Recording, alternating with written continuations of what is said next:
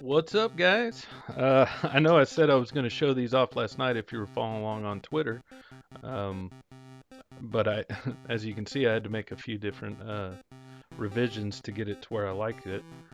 So what this is actually for is I've got the Retro Fighters StrikerDC Controller. Picked this up from Castlemania Ryan, um, and it to be honest, it just feels too light to me. I mean, this thing is way light compared to, say, an Xbox controller that I'm kind of getting used to. So I've got, if you take a VMU and put this in here, it gets front heavy for sure.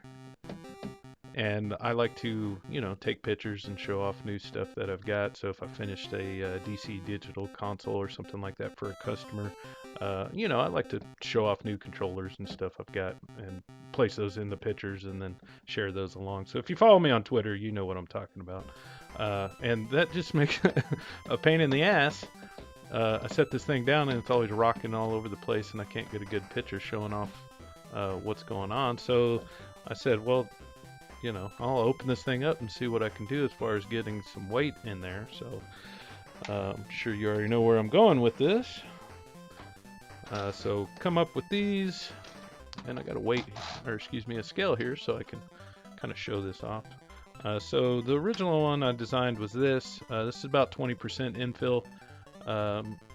And I thought that would have been enough, but it's nowhere near enough. So weigh that out. That's about 0.2 of an ounce. And then stepping up to my redesign wasn't any different. It was just to get it to fit in the controller better. Some more contouring was done to it. My original thought was that I could just print these 100% infill and that would give me enough in the bottom of both of the handles here to give me the extra weight I was looking for. And tried them out and I was like, no, that's not it. So I had these 10 millimeter steel ball bearings. I believe that's what these were. That I had picked up for other projects. So anyways, I just had using what I had to get some extra weight in there. So designed it to have two 10 millimeter ball bearings in there, and that was a lot better and brought the weight up to almost a half an ounce. But still didn't feel like enough for me. So the last design was to go ahead and just add two more. So I got those two more added in there, and now we're up to almost almost an ounce per side. So if I put both of these in there, we're going to be getting close to 2 ounces. Now, just for some kind of reference, here's my Xbox One controller that I had made through Xbox Design Labs. I thought it was pretty cool. I got to use the colors for my dragon logo. So I got the orange, kind of yellow teeth. That's kind of what I was going for there with the brown back. Got the rechargeable stand and stuff for us. Anyways, this is a really nice controller. I'm really digging this I use this for PC gaming. Anyways, but just for some kind of reference, here we go. Almost right at 10 ounces. And like I said, for me, my big ass hands, it feels like a good weight. So that's what I was trying to get close to. So let me go ahead and grab the Retro Fighters. I'll get this VMU out of here. So try to get the cord off there, and there you go. It's almost half, a little more than half of what the Xbox controller was, and I think that's the biggest part of why I was feeling that I didn't like it. So I guess I didn't really try a VMU. What's a VMU? It almost adds 2 ounces. So by the time you have a VMU in here and both weights, there it is. That's my Xbox One controller weight. So that's what I was going for here. So I'm just going to go ahead and show you all how to install this real quick. If you've got a 3D printer, and I'll try to leave a link for the balls. I mean, you could come up with anything to do this. Just I always like trying to push myself to design something so I can learn more using Fusion 360. So let's see. I'm going to need a little Phillips here. Let's see. get these screws undone.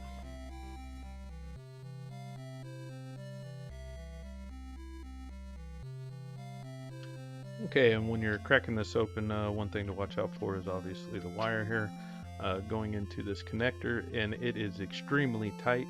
I don't recommend grabbing the wires and just yanking on those. If you can get in there with, let's see, I've got like a little dental pick,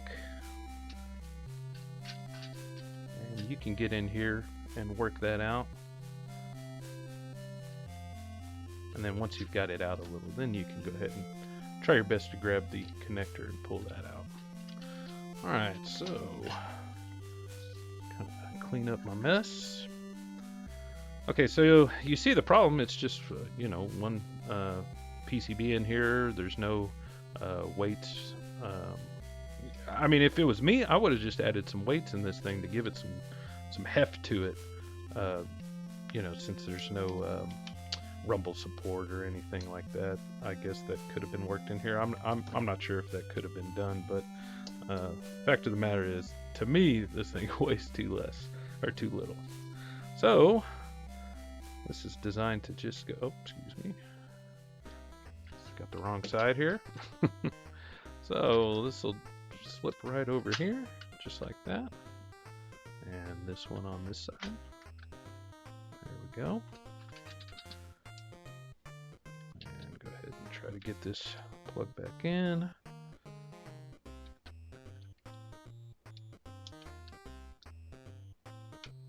Make sure it's in all the way, and then you can just bring this down like this. It's kind of a pain in the ass if you try to go the other way, but it'll fit right over there, no issues. Closes up, doesn't rattle around in there, which would be distracting for sure. Okay, and we'll go ahead and get this zipped back up.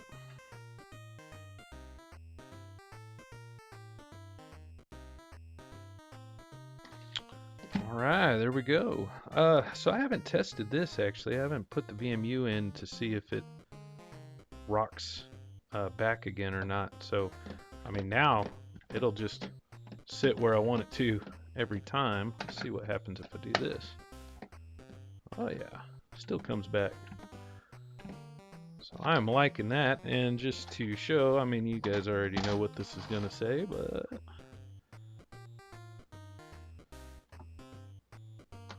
Xbox, just under 10. Retro Fighter Strikers DC with the VMU, right at 10. That's what I was going for. Awesome. I will say, just kind of as a warning, if you're going to print these out yourself and use them, when I designed these are really tight. I wanted to not have to use glue, but at the same time, I didn't want them rolling around in there or anything like that also. So to get these in here, I actually used a hammer to get them in, and I didn't have any issues with that.